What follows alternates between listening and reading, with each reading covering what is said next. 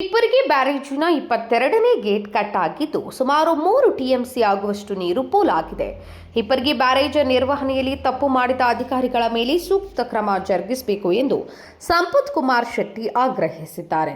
ಅಥಣಿಯಲ್ಲಿ ಸುದ್ದಿಗಾರರೊಂದಿಗೆ ಮಾತನಾಡಿದ ಅವರು, ಈ ರೀತಿಯಲ್ಲಿ ತನಿಖೆ ನಡೆಸಿ ವರದಿ ಪಡೆದು ಕ್ರಮ ಕೈಗೊಳ್ಳಬೇಕು ಮತ್ತು ಇದರ ಜೊತೆಗೆ 8 ಕೋಟಿ ರೂಪಾಯಿ ಕೊಟ್ಟು ಆದರೂ ನೀರು ತರುತ್ತೇವೆ ಅಂತ ಹೇಳಿದ್ದೀರಿ.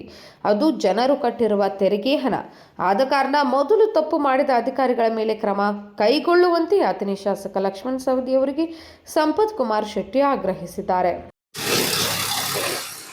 ಏನು ಕಳೆದ ತಿಂಗಳ ಹಿಪ್ಪರಗಿ ಬ್ಯಾರೇಜ್ ಗೇಟ್ ನಂಬರ್ 22 ದುರಂತ ತಮ್ಗೆಲ್ರಿಗೂ ಗೊತ್ತಿರುವ ವಿಷಯ. ಏನು ಅದು ಮುರಿದು ಹೋಗಿರೋದ್ರಿಂದ ಅದು ಕಳಪೆ ಕಾಮಗಾರಿ ಆಗಿರ್ಬೋದು ಅಥವಾ ಅಧಿಕಾರಿಗಳ ನಿರ್ಲಕ್ಷ್ಯದಿಂದ ಆಗಿರ್ತಕ್ಕಂಥ ಒಂದು ಘಟನೆ ಅಂತ ನಾವಿಲ್ಲಿ ಸ್ಪಷ್ಟವಾಗಿ ಹೇಳ್ಬೋದು. ಈ ಒಂದು ಘಟನೆಯಿಂದ ಸುಮಾರು 3 TMCಕ್ಕಿಂತ ಜಾಸ್ತಿ ನೀರು ಪೋಲ್ ಹೋಗಿರತಕ್ಕಂಥದ್ದು ತಮ್ಮೆಲ್ಲರಿಗೂ ಗೊತ್ತಿರುವ ವಿಷಯ. ರೈತರಿಗೆ ಸಾಕಷ್ಟು ಸಂಕಷ್ಟದಲ್ಲಿ ಸಿಲುಕಿರತಕ್ಕಂಥ ವಿಷಯ. ಇದರ ಜೊತೆ ಮೊನ್ನೆ ನಾನು ಟಿವಿಯಲ್ಲಿ ನೋಡ್ಬೇಕಾದ್ರೆ, ನ್ಯೂಸ್ ಅಲ್ಲಿ ಕೇಳ್ಬೇಕಾದ್ರೆ, ಜನವರಿ 26 ಗಣರಾಜ್ಯೋತ್ಸವ ದಿನದಂದು ನಮ್ಮ ಶಾಸಕರ ಭಾಷಣವನ್ನ ನಾನು ಕೇಳಿದೆ.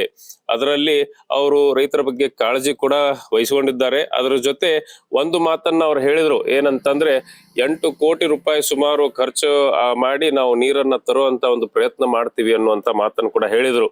ಆದ್ರೆ ಆ ಹಿಪ್ಪರಗಿ ಬ್ಯಾರೇಜ್ ನಲ್ಲಿ ಹೋದಾಗ ಅವರು ಒಂದ್ ಮಾತನ್ನ ಹೇಳಿದ್ರು, ನಾವು ಕೂಡ ಬೇಡಿಕೆ ಇಟ್ಟಿದ್ವಿ, ಈ ಒಂದು ನಷ್ಟಕ್ಕೆ, ಈ ಒಂದು ಕಲಾಪಕ್ಕೆ ಏನು ಕಾರಣೀಭೂತರಿದ್ದಾರೆ, ಒಂದು ನಿರ್ಲಕ್ಷ್ಯ ವಹಿಸಿರ್ತಕ್ಕಂಥ ಏನು ಅಧಿಕಾರಿಗಳಿದ್ರು ಅವ್ರ ಮೇಲೆ ಯಾವ ರೀತಿಯ ಕ್ರಮವನ್ನ ಕೈಗೊಂಡಿರಿ, ಅಥವಾ ನೀವೇನಾದ್ರೂ ಮೇಲೆ ಅದರ ಬಗ್ಗೆ ಏನಾದ್ರೂ ಒಂದು ವರದಿಯನ್ನ ವಹಿಸಿದ್ದೀರಾ?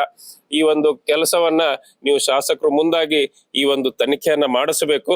ಆ ತನಿಖೆಗೆ ಬೇಕಾಗುವಂತಹ ವರದಿಯನ್ನ ತಾವು ಸಲ್ಲಿಸಬೇಕು. ಮತ್ತೆ ಏನು ಈ ಅಧಿಕಾರಿಗಳ ಮೇಲೆ ಕ್ರಮ ಕೈಗೊಳ್ಬೇಕಾಗಿದೆ ಅದನ್ನ ತಾವು ಮುಂದಾಗಿ ಮಾಡಿಸ್ಬೇಕು ಅನ್ನುವಂತ ಕೆಲಸವನ್ನ ನಾನು ಇಲ್ಲಿ ಆಗ್ರಹ ಮಾಡ್ತೀನಿ. ಅದರ ಜೊತೆ ಇದೇನು 8 ಕೋಟಿ ರೂಪಾಯಿ ಕೊಟ್ಟು ನೀವು ನೀರು ತರೋದನ್ನ ಮಾತಾಡ್ತಾ ಇದ್ದೀರಿ, ಅದು ಹಣ ಯಾರದ್ದು? ಇದು ಜನರ ಹಣ, ಇದು ತೆರಿಗೆ ಹಣ ಅಂತ ನಾವು ಇಲ್ಲಿ ಸ್ಪಷ್ಟವಾಗಿ ಹೇಳ್ತಿದ್ದೀವಿ. ಆ ಜನರ ಹಣವನ್ನ ನೀವು ಖರ್ಚು ಮಾಡಿ ನೀರು ತರೋದೇ ಆದ್ರೆ ಇದು ತಕ್ಷಣ ಒಂದು ಸೂಕ್ತ ತನಿಖೆ ಆಗ್ಬೇಕು. ಆ ತನಿಖೆ ಮುಖಾಂತರ ತಪ್ಪಿತಸ್ಥರ ವಿರುದ್ಧ ಇದು ಕ್ರಮ ವಹಿಸಬೇಕು ಮತ್ತು ಸೂಕ್ತ ಕ್ರಮ ಕೈಗೊಳ್ಬೇಕು ಅನ್ನುವಂತ ಒಂದು ಆಗ್ರಹವನ್ನ ನಾನು ಇಲ್ಲಿ ಮಾಡ್ತೀನಿ. Rajashekhar Hiremath, KMM news, Belagavi.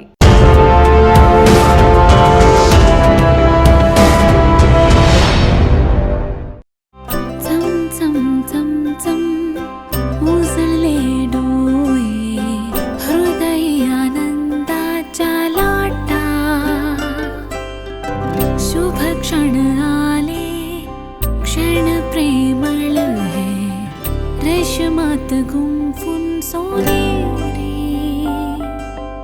BS Channabasappa and Sons, The Textile Mall, Tilakvadi, Belagavi.